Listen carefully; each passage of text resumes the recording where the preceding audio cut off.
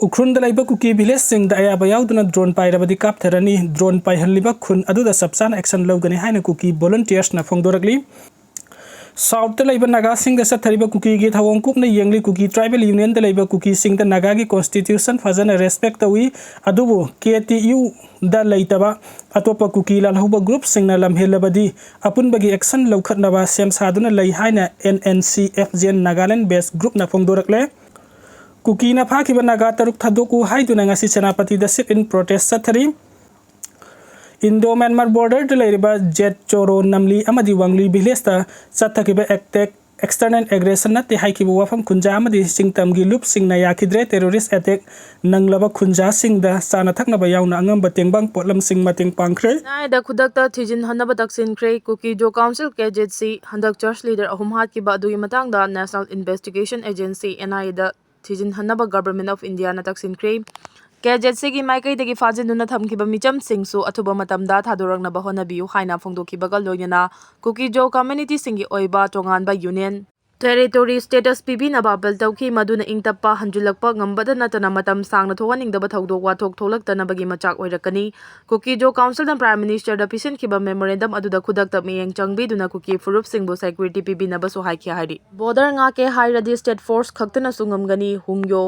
Indo-Myanmar ngamkhagi Kamjong district ki manung chana lairiba maru oiba border village mapan gi mafam singda state force IRB personnel natraga state ki oina lairiba security force kuntra rom mafam singda station tawduna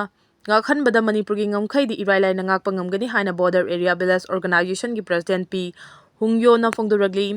Thasi ki tarit ke ayukta Kamjong district ki manung chanba Jet Choro Wangli amadi namli khulda Myanmar dagi changlakpa kulai paiba ku ke militant sing na khulsing asigi yum kaya mai thakiba amadi pot chai lut tawduna pukhibagi thawdoka mari lainana ngarang Indigenous Peoples Forum Manipur Naga Youth Organization amadi Naga gi ahalaman singa loinana yengsin khongchat kre yengsin khongchat aduna kaka khulda lai thunglaba matamda border area village organization ki president Unaba matungda wafam asi makata na phongdoki Manipur lenga ki pungning chingsiladuna hai Manipur gi maru oiriba ngamkhai khul asida khunja sing yamna wana lairi irang asida maram oiraga khunja sing lau uduna chinjak fawa puthok chabangamlak tare ngasi security matik chan laitabadagini maru oiriba ngamkhai khul sing asi nga ki haina Manipur lenga na khalabadi ngamdaba lairoi hariba maru oiba wafam sing asida state ki lairiba security force sing gi personal kuntra rom tamak thamduna matik jaba khulai pairaga nga khanba si aruba thaba ama oidi mafam asida lau uduna lairiba khunja sing na kayam koina ngak pangamgani khulai pairaga landarakliba asida khulai pai daba khunja laumi sing na karamna thingnagani haina makha taki andel amasung tangnopal gi church body sing na fajin ki banaga micham taruk thadok pir u haiduna apil tawragli chandel amasung tangnopal gi church body sing yapun baluf oriba chandel tangnopal district baptist association fellowship ki maikai degi thasi ki taraga humdoi da lalon wifi kuki kholdagi fajin khraga hojik fawada mari makhong khang dibanaga micham taruk pu jijo krishna piba minung si yeng biduna atuba matamda thadok pir u haiduna apil tawragli fellowship asida yawriba Church body singna Amol Baptist Association, Anal Naga Baptist Association, Chothe Baptist Churches Association, Lamkang Naga Baptist Association, Maring Naga Baptist Association, Monsa Naga Baptist Churches Association, Moyo Naga Baptist Association, amasung Tarao Baptist Association ni Church body sing asigi President, Vice President, Secretary, Executive Secretary, Nipa na punna kuyek pi duna thorak pacherol amada Manipur gi wathok asi warisha na duna loishin gadabani amasung thoaning daba thodok sing thoaloi dabani haina suphongdoragli afaba wapau sandokliba amasung laigi macha Jesu Christ ki wakalon singi matung ina micham tarukpu tek da kaidana thadok pira u haidi thadok tana thamliba naga taruk thado u haina ngasi su furuf ahungi miyoi singna rally jet crave mitmang da fajin kiba miyoi thiba phangdre kimna fade hairakpada angapa oinare hinglam ki gadra wahang oire Kuki na fajin kiba liang mai naga furuf ki miyoi taruk thadok tabagi mayau tanga si su rally jet ki kuki militant sing na fajin ki haibagi kudam changdam lairaba fawba kuki inpi Manipur kim na fade hairakpa laibak thibani haina kaubru range liang mai women union ki secretary thimai root na phongdokre army na kan mamong da thiba humbagi thabak chatharaba sunga si fawba miyoi taruk thiba phangdri hinglam ki gadra haibadu achobo wahang oire tha si taraga humdoi da kangpokpi district ki manung chanba court gym amasung Scotland gi marakta kulai paiba singna chatharakpa ambusta thadau furuf ki church leader ahum sikhiba thaudoka mari lainana numit adumakta da lailon wifi kuki khulda kuki singna naga gi miyoi kunga mathoi fajiluraba matung numit kharani lairaga nupi sing thadoraraga नुपा तरुक फाजिन्दुना थमौखिबनी थौदोक अदुबु यानिंगदबा फोंदोकलदुना फाजिन्दुना थमहौरिबा लेयांगमै नागा तरुक अदु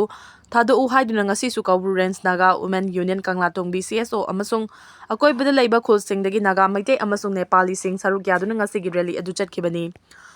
मखा नागा विलेज तगी हौरगा नमदिलोंग फाउबु चटखिबा रैली अदुदा सरुक याखिबी यूनियन असिगी सेक्रेटरी थुइमाई रुट नहाई नुमित अदुदा फाजिनखिबा मियोय तरुक अदु कुकी सिंगना फाबनी हाइबा मयेक सेंगलबनी मीना उहौबा खुदम चांगदम कया अमसु लैरिबनी अदुगा हौजिकना फादे हाइना फोंदोरकपा असि लाइबक थीबनी मखोय तरुक कुकी सिंगना फाबनी हाइबा खंगलबसु ngasi फावो थादोरउ हाइबा यादना लैरिङै फादे हाइरक्लिबा असिना मखोय तरुक अदु हिंगलमखिगद्रा हाइबसि अचौबो वहांग ओइरे अमरोमदा मखोय तरुक फाखिबा अदु लाइलोन वाइफाई खुलदगी फाखिबनी अदुगा लैंगांना ऑपरेशन चथरी हाइदुना कदाइदो चथरीबा ऑपरेशन नो हाइबदु मियामना खंगनिंगी मरमदि मियोय तरुक फाखिबा लाइलोन वाइफाई खुलददी आर्मी सिंगना वहांग पाउन तौबगी पाउ लैते लाइलोन वाइफाई खुलगी चीफ ता वहांग पाउन चथबा मतमदा मियोय तरुक अदु कदाइदा लैबनो हाइबदु खंगदबनी अदु फाउबो तौदना लैंगांना थीरी हाइबसि कदाइदनो हाइना मांगना फोंदोकी मणिपुर पुलिस कंट्रोल रूम ना थादोरकपा चेरोल अमददी मांगख्रिबा मियोय सिंग थीबगी थबक सिक्योरिटी फोर्सेस सिंगना लेप्तना चथरी हाइना फोंदोरगली थीबा हुमगी थबक अदु ngasiगी ओइना कांगपुपी डिस्ट्रिक्ट की मनुंग चनबा लाइलोन वाइफाई सोंगतुन खुनगा अमसुंग पी मोल्डिंग खुलगी अकोइबदा लैबा चिंगसांग सिंगदा चथखिबनी हाइरी फुरुप मसेन हानाहलगा लौनिंगलिबा पॉलिटिकल की खुदोंचाबा असि करिनो मेगेन फुरुप मसेन हानाहलगा लौनिंगलिबा पॉलिटिकल की खुदोंचाबा असि करिनो हाइना हंगबगा लोइना लमदम असि थुगाई रगा कनाना कानाबा फंगदौरिबनो हाइबसि मियामना लेप्तना हंगनरक्लिबा वहांगनि हाइना UNLF की हानगी चेयरमैन RK मेगेना फोंदोक्रे वाफम असे इबुदौ पाखंग थौगलुफना सिंदुना लैबाक मरातमना इंगना चिकना लैनबगीदमक लंगथबाल कुंजा अवांग लैकायदा लैबा इबुदौ पाखंगबगी लाइबुंगदा पांथोखिबा इरा थौनी थौरमदा सरुक यारदुना फोंदोखिबनी मेगेना मखाताना हाइलमदम मसिदा खुंदामिनरिबा फुरुप मसेलगी मरक्ता लैनरिबा येंगथिनाबा फिबम असि नाकलदा थमख्रगा मितै मसेलगी मरक्ता मचोय मचोय तानाबगी फिबम अमा लाक्लिबा असि सुलाइबक थीबनी ngasi oiriba apunba manipur asi oinaba amasung chingtamgi miyam punsinaba honabada mitei furufna chawraba thodang loduna lakli puwari gi tangkak amada mitei singna thodang asi loba ngamlaktabadagi ekhoigi ipa ipu singna yatlamba asanba mieng adu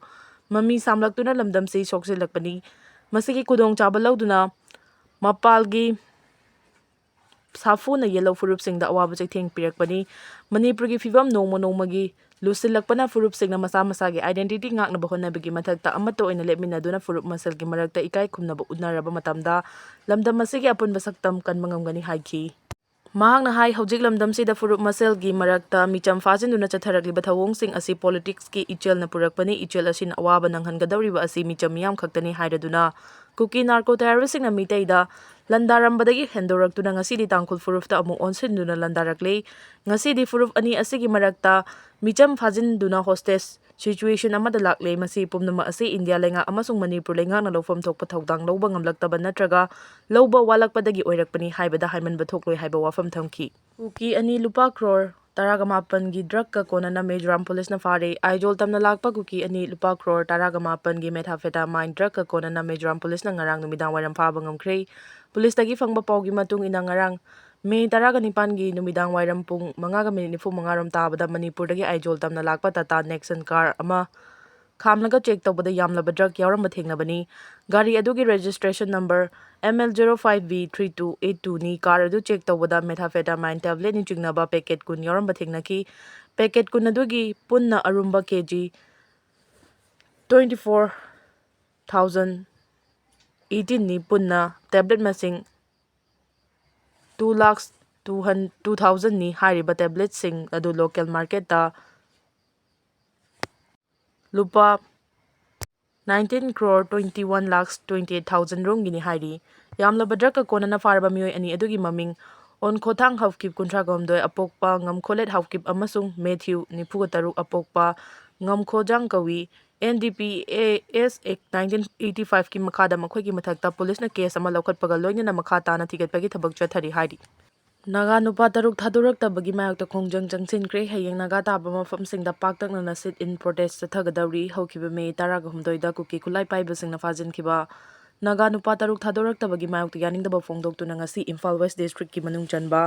वांगोई केंद्र की मनुंग चना लैबा थियाम लैसांगखोंग कवुई खुलगी मैरा पाइबी अमदी club सिंगना सिंदुना लैसांगखोंगदा लैबा कम्युनिटी हॉलदा वाकन मिफम फमख्रे वाकन मिफम अदुदा कुकी टेररिस्ट संगी थवोंग यानिंगदे मणिपुर लेंगा की थवोंग यानिंगदे मिचम हाटपा मिचम फाबा यानिंगदे Naga Furufki Miyoi Taruk Fazinkiba adu khudakta thadokadabani, We Want Peace haibinachingba play card kaloinana kholau kaya lauki, Khongjang aduga mari lainana laisangkhong kabui maira paibi, Ram Borluna Fongdokibada, Haukiba Chaicha Taraga Humdoida Naga Furufki Nupa Taruk Fazinkiba adu athuba matamda tekta kaidana thadokpirau lairiba state lengak fel oibaga. Chap manare center na ngasi fauba thokliba irang asida thausadana leiba yaningde security singna miyam ningthina ngakpa ngamdabadagi micham sing fajinkibani thawung asimak lengaka lautunaraga chathakibra haibasi chungnaba pokhale haiba wafam sing thamki. Amaramda Naga nupa taruk fajinbagi mayokta Naga Women Union na hayeng naga taba mafam sing maruoina Ukhrul Senapati Tamenglong Chandel na chingba mafam singda paksana sit-in protest chathagadauri. Naga Women Union na thokpa notice amagi matungin na hayeng ayuk pung tara taba matamdagi Naga taba district singi district headquarter da sit-in protest pangthukani. Naga taruk fajin kibabu akanba maongda yaningdaba fongdoktuna athubada thadoraknaba demand tawgani haidi. Naga taruk thibagi akanba thabak chathari Kuki NP Manipurgi shutdown pungnifunganipan amaga sangdokre Kuki na namna khundaba mafam singda lairiba Naga government employees sing ngak senbagi akanba thabak lokhalu CNPO. Pastor ani yauna fajin kiba Naga micham taruk thiba khangdana leirakpa chaihol ama fakre. Security force na chingni mafam singda paksana thibagi thabak chatharabasu makoi tarugi khongul liba fangdana leiri. Tha asigi taraga humdoida Kangpokpi district ki court gym amadi Kolen anigi marakta ambush chathaduna Thadau church leader ahum hat ki bathaudu aduga ikan kanadana Kuki militant singna konsa khul Naga khuldagi miyoi taraga nipan amadi atopa mafamdagi miyoi ani punna miyoi kun fajin kibani. Fajin kibasingi manungda nupi angang punna miyoi taraga mari thadorakrabasu pastor ani yauna Naga nupa taru asidi ngasi fauba mafam khangdana leiribani. Security force na chingnaba chingi mafam sing Lailon Wi-Fi village amadi masiga tainaba mafam sing chingi range amadi umang singda paksana operation chathaduna thiba khangdana leiriba Naga taruk adu rescue tawnaba thabak lokhalabasu ngasi fauba makhoi khongul liba ngamdana leiri. State police amadi central force ki unit kaya deploy tawbaga loinana aerial amadi ground level surveillance tabak hena kanna lokhali hairi. Paksana thibagi thaba ani suba chaiwal lansilaklabasu makhoibu fangdana leiri amadi miyoi taru asigi imung manung amadi community miyamna makhoigi pau Thanaba Kaurang Nangaiduna Leiri. Defense News of India gi matung ina Naga amasung Kuki community gi fajinduna leiriba hostage kun thibagi thabak Indian Security Force amasung State Force na akan bathabak laukhali. Naga taruk amadi Kuki taraga mari mafam khangdana leiribani. Central Force amadi State Force na Lailon Wi-Fi amasung Karam Wi-Fi village ki northwest laiba hill range ta paksana combing operation chathari hairi nakalamaramda tongan ba demand tanuna Kuki na national highway da chatharakpa total shutdown gi khongjang ngasi ahing nungyadagi hauraga pungni funipan amaga sangdokre. Kuki NP Manipur na thadorakpa cherol amada ngasi Kuki NP Manipur amasung all district civil society organization singi apunba mifam ama pangthoktuna national highway thingbagi khongjang pungni fuganipan amaga sangdokna bawarif lawkibani. Lengaga demand tawba wafam sing ngasi fawba thabakta onthoktabana shutdown gi khongjang pungni fuganipan amaga sangdokna bawarif lawbani hairi. Amaromda Kuki na namna khundaba mafam singna thabak tawriba Naga government employees sing bungak senbibagi thabak athuba matamda laukhalu haina Chandel Naga People's Organization CNPO na lenga ki pukning chingsilakli. CNPO na thadorakpa cherol amada haujik oirakliba fibam asida Kuki na namna khundariba mafam sing maru oina Tengnopal More Mol Cham Kangpokpi Churachandpur amadi thangnana leiriba mafam singda makha ta na Naga government employees sing deploy tawduna leiba haibasi yamna kudong thiningai oire maram asina makhoigi ngak senbigi akanba thabak khudakta lokhotkadabani hairi. Kumja 2023 gi ahumdagi state asida thokliba irang asina maram oiduna micham mayam kaya gi punsi longkre yum kai kaya mai thaduna leifam leitana miyoi lising kaya relief camp ta changjafam lawduna ngasi fawba wana leli. Maram asina Kuki na namna khundaba mafam singda posting taba haibasi psychologically traumatic oibadana chana mathausu ningthina tawba ngamdana leiri. 2024 gi October 19 da SDPO More Chingtham Anand Kumar Kuki na kaptuna hatkre. Tengnopal da police tagi nongmai kaya lakpadana chana mai thadokla mathaudok leikre. Molcham police station amasung Satang outpost ngasi fawba function tawba ngamdana leiri. Kulai pairiba state force fawba gi mathakta mihan mipun chatharakpa ngambana chumnagi government employee amadadi kari oigani asigumba fibam asi leibana Kuki na namna khundaba mafamda posting pireba Naga government employees sing asi temporary oina makhoigi thabak mafam relocate tawbiu maru oina Tengnopal amasung Chandel dagi Naga government employees sing khudakta atopa mafamda posting pibana thaurang lokhat piu haina so Manipur lenga ki pungning chingsilakli.